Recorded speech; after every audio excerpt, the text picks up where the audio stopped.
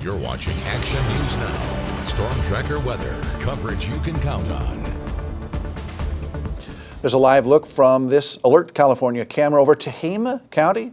And what else but sunny and hot and a bug stuck on the lens. I was going to say a weird tiny little black cloud out there, or UFO or something. Yeah. I don't know. Chief Meteorologist Howie Gordon is tracking conditions for us. Are there any static bugs that you're aware of out there? I'll be honest, that was on the shot before, so I still think it's a dried bug or something on the lens. I'll call Alert California. We'll see what we can do about that. But here, let's take another Alert California cam look. Here is our Dulcine cam in Butte County. That's looking off towards the northeast, or maybe it's a UFO. We'll further investigate that. All right, here's what we got. Mild to warm night, just as hot tomorrow as today, as we have returned to the triple digits, and we'll continue to heat up next week. All right, here's what we have for overnight temperatures. We dropped down into the 60s last few nights. We're going to hold in the 70s in the valley, higher elevations, a few spots dropping down into the 50s. That's much needed air. That's good free air if you can get that into your place,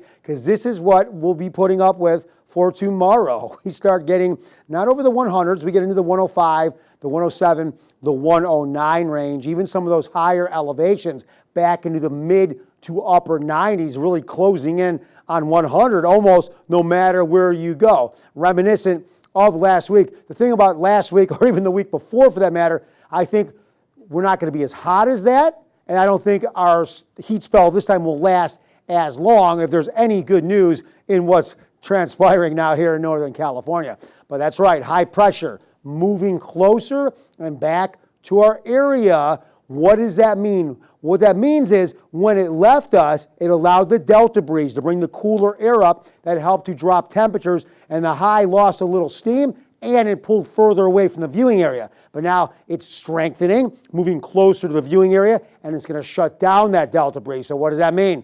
We're going to be warming. The sun's going to stay put. We pretty much had it other than the weekend.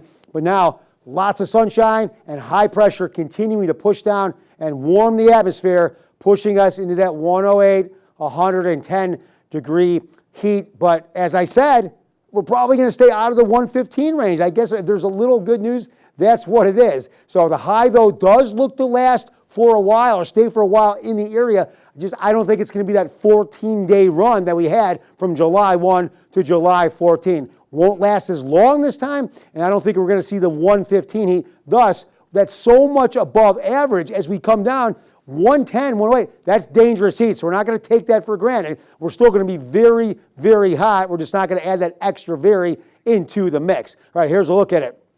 Here's what we got, 106 for Friday, Saturday 105, but then we do get into that 108, 107 degree range. And then for Redding, where even Redding yesterday was held out of 100, getting stopped at 99. This is what Redding's going to do. We're going to get in that 109 range, 108 degree range for Redding early next week. And if you want to continue to track our weather, you can go to the App Store and go to Action News Now, and that is free with any Android and iPhone. So not as hot and probably not as long. It's a relief. Thanks, Howie.